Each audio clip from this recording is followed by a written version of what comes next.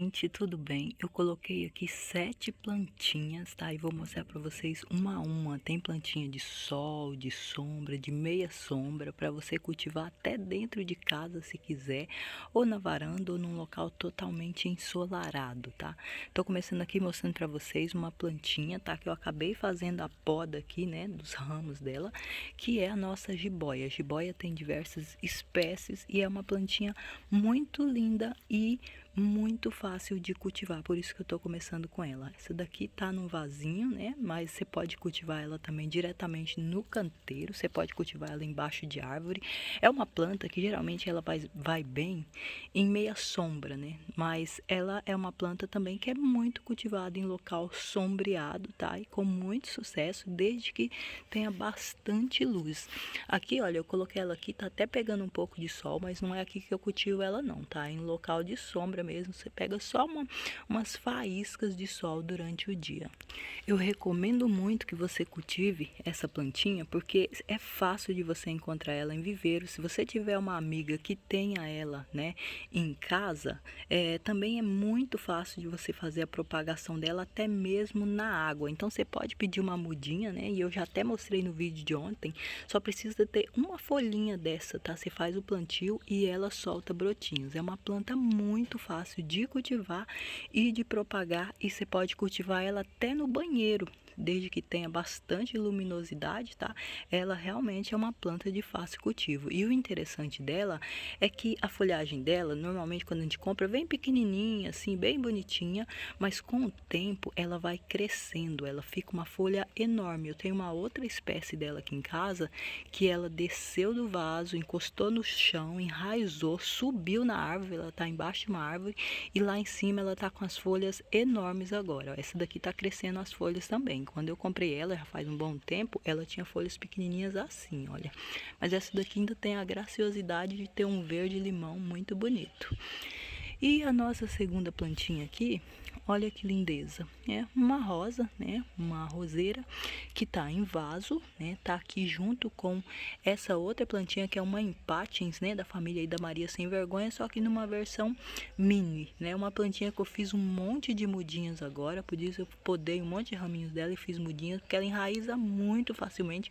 E é por isso até que muita gente chama essa espécie de Maria Sem Vergonha. Mais comum é aquela das flores grandes, tá? Mas é a mesma espécie, a mesma facilidade de cultivo. E aqui a nossa roseira, que é uma planta que geralmente gosta de clima ameno.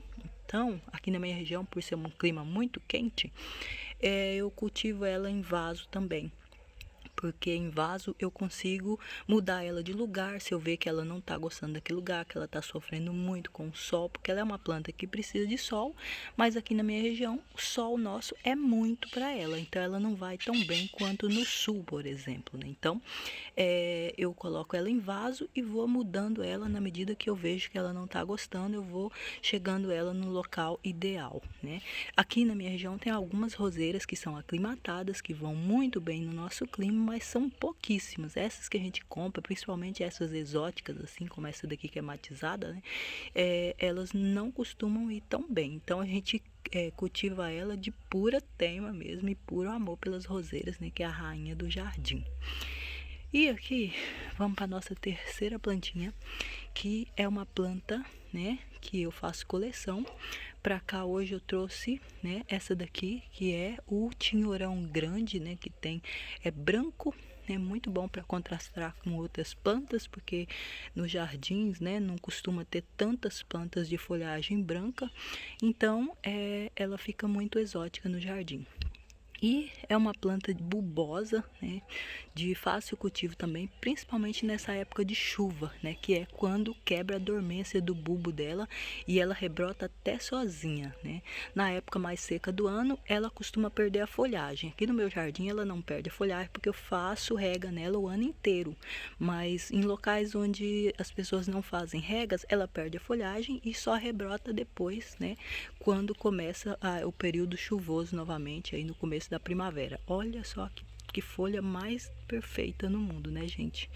Toda branquinha, né, predominante aí em relação ao verde aqui, só, né, só o verde aqui de dentro mesmo da folha, de marcas, né, da folha. Então, é uma planta que tem diversas estampas, né, para todo gosto, né, tem avermelhada, rosada, pintalgada, enfim. É uma plantinha muito bonita, né? Muito ornamental e, inclusive, ela é nativa do Brasil, muitas espécies.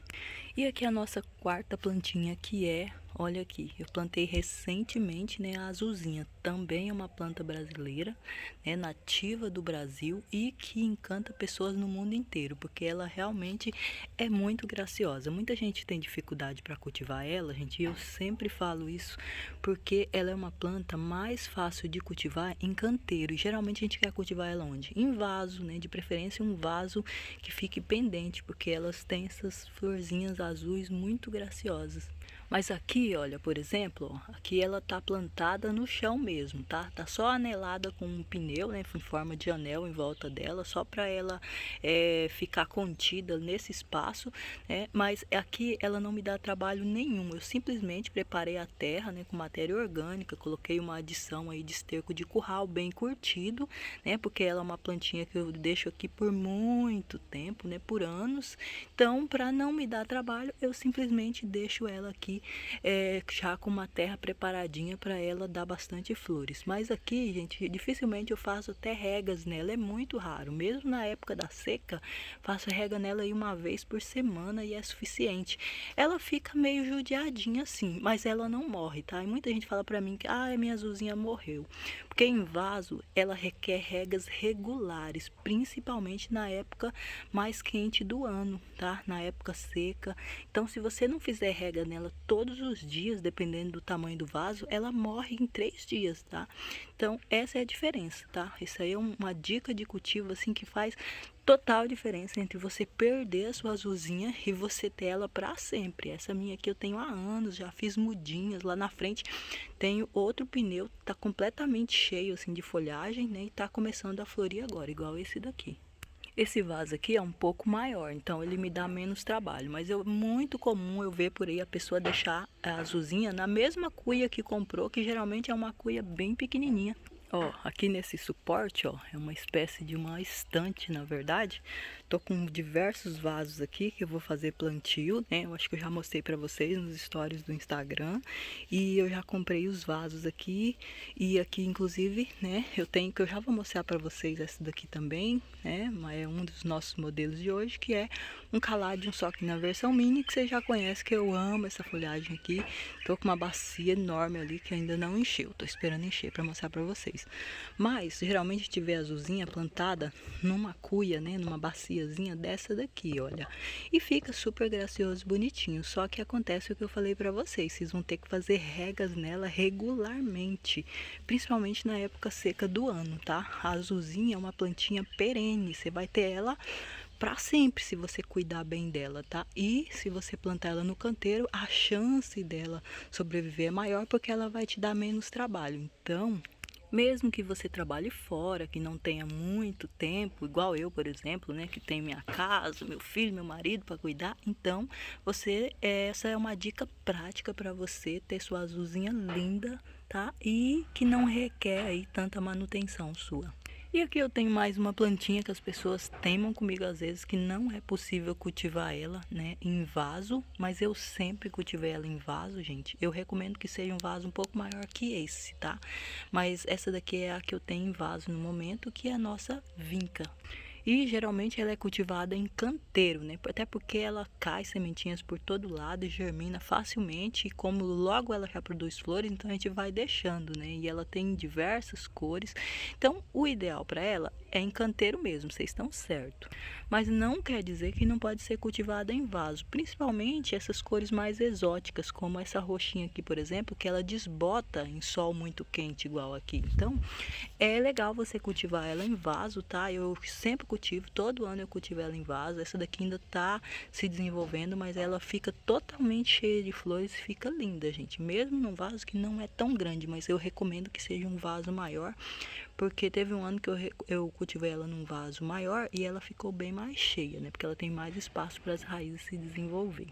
E é uma planta que você pode cultivar tanto em sol pleno quanto em meia sombra, tá? Eu, por exemplo, eu prefiro cultivar ela num sol parcial. Essa daqui tá em sol pleno, tá? Mas quando eu deixo ela em vaso, eu deixo em sol parcial, porque eu acho que até as folhagens dela fica mais verdinha, mais bonita.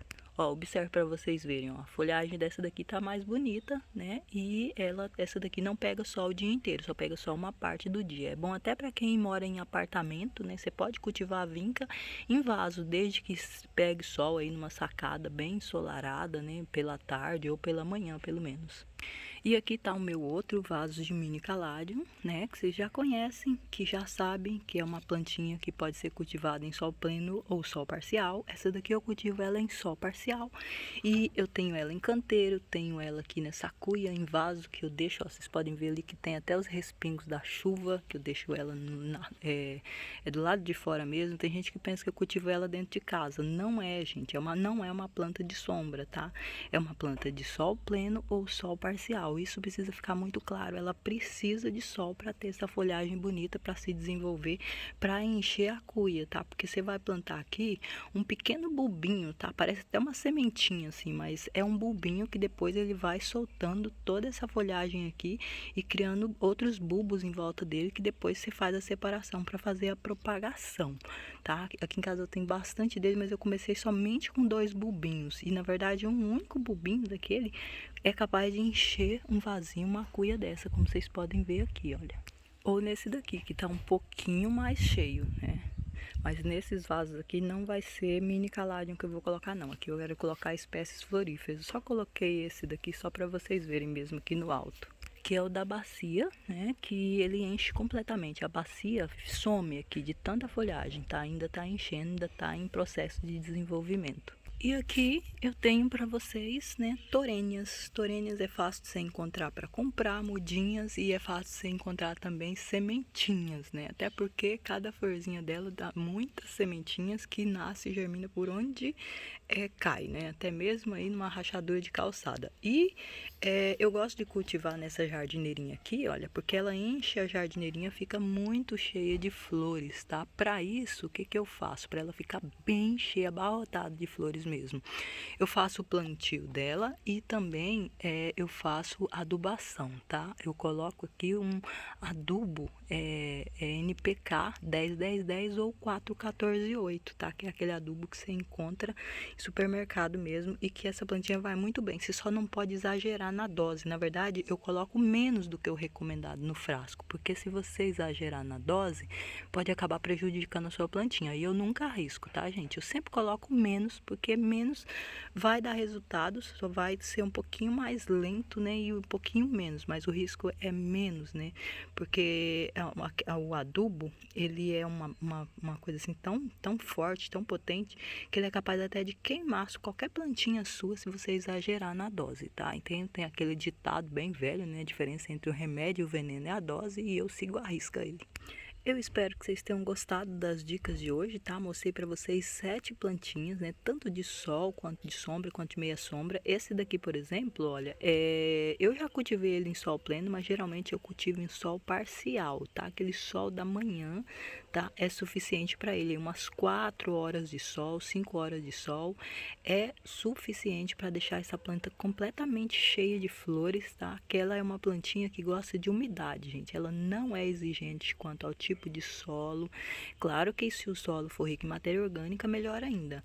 Mas ela não é uma plantinha exigente, não. É muito fácil de cultivar. A torênia, o amor perfeito de verão, como muita gente chama, tem diversas cores. E a propagação dela se dá até sozinha, né? Essa cor aqui, gente, eu acho ela muito linda, muito exótica, né? Muito difícil você encontrar uma flor que seja dessa cor. E se você gostou dessas dicas, já sabe, tá? Não esquece de regar a sua torênia. Essa plantinha aqui ama regas diárias, tá? Eu só não rego ela nessa época do ano, porque chove, né? Sempre, né? Pelo menos 1, 2 vezes por semana tá chovendo, então eu não faço regas. Mas na época mais quente do ano, ela pode ser cultivada o ano inteiro, eu faço rega nela. Tem uma época lá para julho, agosto, eu faço rega todos os dias, tá? Senão ela não resiste, ela fica até murchinha no final dos dias mais quentes. Então, espero que vocês tenham gostado. Se gostou, compartilha, deixa o seu curtir, deixa também o seu comentário, sua dica, sua sugestão, sua dúvida. Um beijo e até a próxima dica. Tchau, tchau.